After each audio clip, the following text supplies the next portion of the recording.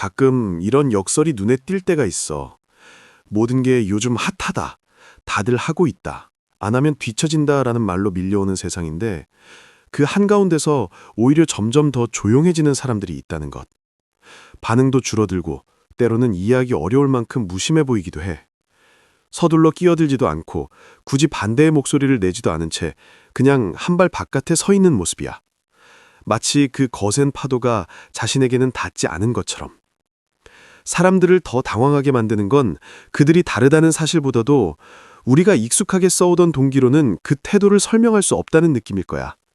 뒤처질까가 불안해하는 기색도 없고 특별해 보이려 애쓰지도 않으며 그렇다고 일부러 거슬러 올라가는 게임을 하는 것 같지도 않아. 빠른 합의와 빠른 반응, 감정의 전염으로 굴러가는 사회에서 그런 침묵은 그 자체로 묘한 지문이 돼.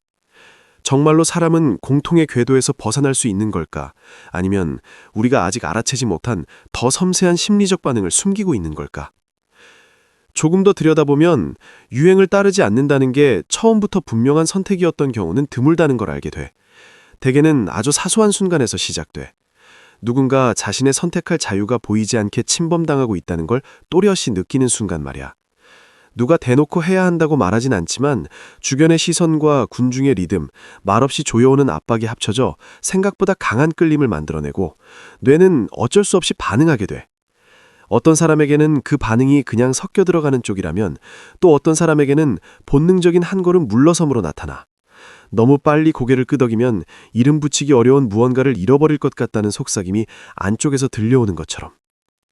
흥미로운 건 이 반사가 화려한 반항의 얼굴을 하고 있지 않다는 점이야. 오히려 조용한 자기 방어에 가깝고 그저 아직은 참여하지 않겠다는 선택을 통해서라도 스스로 결정하고 있다는 감각을 붙잡아두려는 움직임에 가깝지. 더 깊은 층위로 내려가면 유행을 따르지 않는 태도는 잘 드러나지 않는 또 다른 두려움과 맞닿아 있어. 바로 스며들어 사라질까 하는 두려움이야. 모두가 같은 언어를 쓰고 같은 상징을 공유하고 비슷한 경험을 나눌수록 개인의 경계는 생각보다 빠르게 흐려져. 정체성에 민감한 사람들에게 그 감각은 연결이라기보다 길게 이어지는 가벼운 침범처럼 느껴질 때가 있어. 그들이 공동체를 싫어해서가 아니라 너무 깊이 들어가면 자기만의 목소리가 형태를 갖추기도 전에 삼켜질까 봐 조심하는 거지. 그래서 바깥에 서 있는 건 누군가를 밀어내는 일이 아니라 집단의 흐름 속에서 자신이 희석되지 않도록 붙들어두는 방식에 가깝다. 그리고 이 지점에서 또 하나의 질문이 서서히 떠오른다. 유행을 따르지 않는 사람들은 정말로 하나의 모습일까?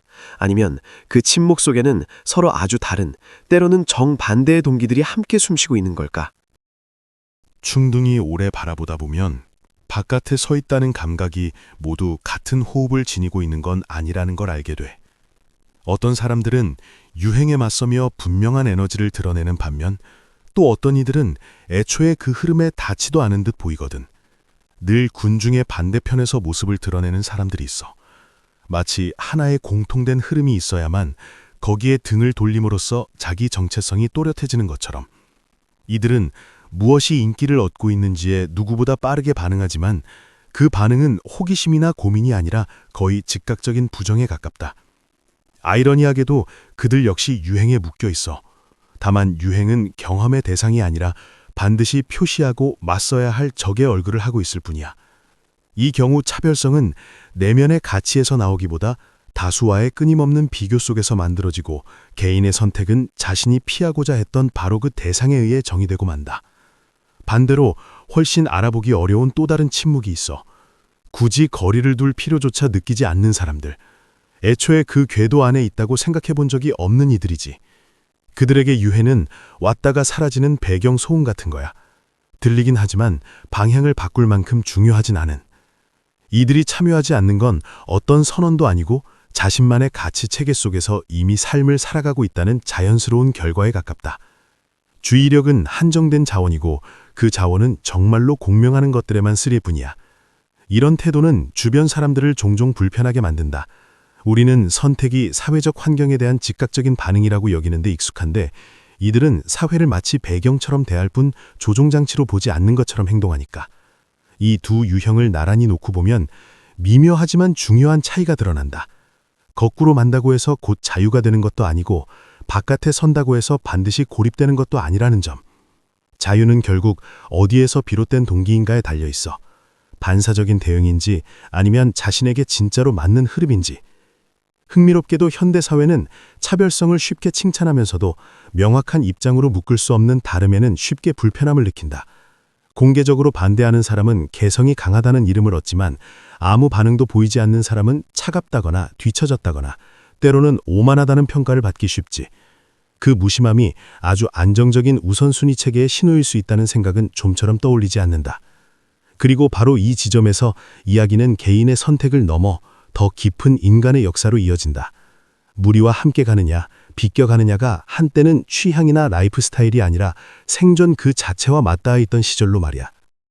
시선을 잠시 더 멀리로 옮겨서 알고리즘과 신호로 가득 찬 현대의 일상 바깥을 바라보면 다수에 섞이지 않는 태도가 결코 새로운 습관은 아니라는 걸 보게 돼. 그건 꽤 오래전부터 인간의 진화사 안에 자리 잡아온 하나의 전략에 가깝다. 이를테면 이런 장면을 떠올려 볼 수 있어. 대부분의 사람들이 익숙한 길이 안전하다고 믿는 원시 공동체. 하지만 주변 환경은 이미 조용히 변하고 있는 상황. 그 안에서 몇몇은 호기심을 느끼거나 의심을 품거나 혹은 단순히 모두의 선택을 완전히 신뢰하지 못한 채 다른 방향으로 발을 돌렸을지도 몰라. 대체로는 위험했을 거야. 하지만 단 한 번이라도 다수가 잘못된 방향을 택하는 순간 그 비껴간 선택이 오히려 집단 전체를 살리는 열쇠가 되기도 했겠지. 이렇게 보면 차이는 성격의 문제가 아니라 무작위로 분포된 생존 보험 같은 것이 된다. 사회는 모두가 같은 행동을 하길 필요로 하지 않아. 상황이 뒤집힐 때 적응할 수 있도록 충분히 넓은 행동의 스펙트럼을 필요로 할 뿐이야. 그래서 같은 환경 안에서도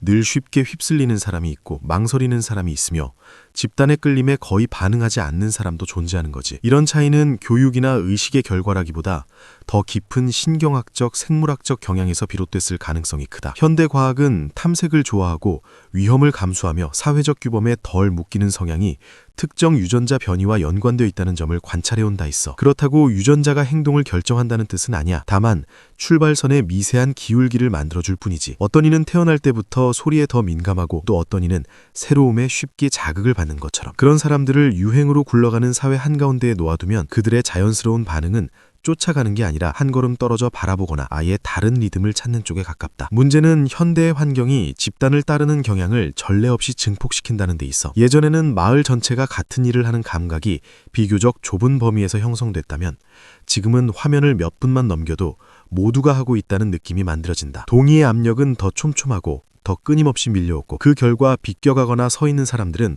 쉽게 괴짜나 부적응자로 오해받는다. 하지만 진화의 렌즈로 보면 그들은 시스템의 오류가 아니라 오히려 시스템이 작동하기 위해 필요한 일부에 가깝다. 그래서 곱씹어 볼 질문은 이것일지도 몰라. 왜 어떤 사람들은 유행을 따르지 않는가가 아니라 만약 우리 모두가 아무런 저항도 지연도 없이 같은 방향으로만 움직인다면 그 다음에는 무엇이 기다리고 있을까? 이야기를 다시 개인의 삶으로 가져오면 유행을 따르지 않는 선택이 결코 단순하거나 낭만적인 일만은 아니라는 게 보이기 시작해. 소셜미디어가 그려내는 이미지와는 다르게 말이야. 집단의 파도에 덜 휩쓸리는 덕분에 어떤 사람들은 놓칠까봐 불안해하는 감정에서 비교적 자유롭다. 자신의 가치를 흐름을 따라잡았는지 여부에 두지 않기 때문이야. 끊임없이 비교하는 대신 선택의 속도를 조금 늦추고 무엇이 진짜 의미를 남기는지 가만히 느껴보려 한다. 당장의 인정이 아니라 시간이 지나도 남아있는 감각을 더 중요하게 여기는 쪽이지. 그래서 만족은 종종 늦게 찾아오지만 대신 오래 간다. 그것이 다수의 시선에 기대고 있지 않으니까.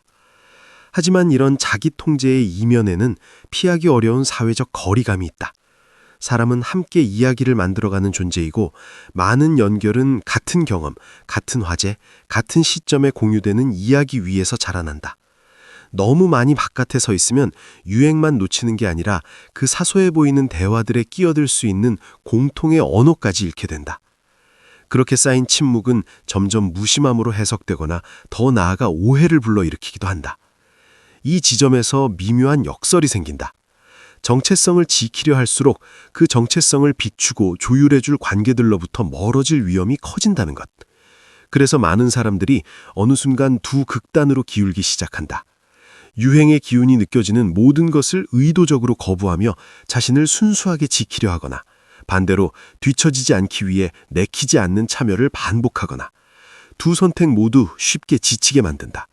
숙고에서 나온 결정이 아니라 반사적인 대응에서 비롯되기 때문이야. 어쩌면 진짜 자유는 바깥에 서느냐, 안으로 들어가느냐에 있지 않을지도 몰라. 누구에게도 증명하지 않아도 되는 상태에서 선택할 수 있는 힘, 거기에 더 가까울 거야. 안쪽이 충분히 단단한 사람은 참여해도 자신을 잃지 않고 떠나더라도 죄책감을 짊어지지 않는다. 다만 그 지점에 이르기 위해서는 훨씬 어려운 질문과 마주해야 한다. 내 삶에서 무엇이 정말로 주의를 기울일 가치가 있는지, 무엇이 단지 많은 사람의 호응으로 부풀려진 소음인지. 이 질문에는 정해진 답이 없고 각자가 내리는 대답은 시간이 흐를수록 자신이 느끼는 자유와 연결의 밀도를 조용히 만들어간다. 이 모든 이야기를 지나오고 나면 어쩌면 가장 중요한 건 내가 어떤 유형의 사람인가가 아니라 매번의 선택 뒤에 어떤 동기가 놓여 있는지를 스스로 알아차릴 만큼 깨어있느냐일지도 몰라. 유행 그 자체에는 선도 악도 없다. 그건 점점 더 파편화되는 세계 속에서 인간이 경험을 나누고 비슷한 리듬을 찾고 싶어하는 욕구의 한 표현일 뿐이니까. 문제는 유행이 자기 점검의 과정을 대신해버릴 때 생긴다. 뒤처질까봐 고개를 끄덕이거나 다르다는 걸 증명하고 싶어서 등을 돌릴 때 말이야. 이 두 상태 모두 끌림이든 반발이든 외부의 힘에 의해 움직이고 있다는 점에서는 크게 다르지 않다. 진짜로 자유로운 사람은 그래서 훨씬 알아보기 어렵다. 따르느냐 따르지 않느냐의 일관성을 둘 필요가 없기 때문이다. 많은 사람들이 이야기하는 경험이라도 개인적인 취향에 닿으면 자연스럽게 참여하고 아무리 인기 있는 것이라도 마음에 맞지 않으면 설명 없이 지나친다. 그들의 일관성은 행동에 있지 않고 조용히 작동하는 내면의 가치체계에 있다. 그건 모든 선택을 거르는 보이지 않는 필터 같은 역할을 한다. 주의가 끊임없이 분산되고 모든 것이 급박함을 설계된 것처럼 요구하는 현대사회에서 그 필터를 지켜내는 일은 어느 때보다 중요한 삶의 기술이 됐다. 잠시 흐름에서 어긋난 듯한 감각을 견디고 늘 공동의 이야기 한가운데 있지 않아도 괜찮다는 걸 받아들이며 경험의 가치는 함께한 사람의 숫자로 정해지지 않는다고 믿는 힘이 필요하다. 동시에 영향을 받지 않겠다는 이유로 정체성을 딱딱한 원칙의 감옥으로 만들어버리지 않는 유연함도 요구된다. 이렇게 바라보면 유행을 따르지 않는 태도는 고정된 성격이 아니라 끊임없이 질문하고 조정하며 선택해온 과정의 결과에 가깝다. 삶의 단계마다 중요해지는 것들은 달라지고 많은 것에서 바깥에 서 있던 사람도 어느 순간 어떤 공동의 경험 안으로 자연스럽게 들어갈 수 있다. 가장 안타까운 건 따라갔느냐 비켜섰느냐가 아니라 무엇을 원하는지 이해하기도 전에 모든 결정을 자동 반사처럼 내려버리는 상태일 거야. 어쩌면 가장 위태롭지만 동시에 가장 값진 균형은 선택적으로 참여할 수 있는 능력일지도 모른다. 공동체와의 연결을 잃지 않을 만큼은 가까이 있으면서도 자기 자신을 잃지 않을 만큼은 거리를 두는 것. 그 경계에서 유행은 더 이상 피할 수 없는 운명이 아니라 그저 하나의 선택으로 남는다.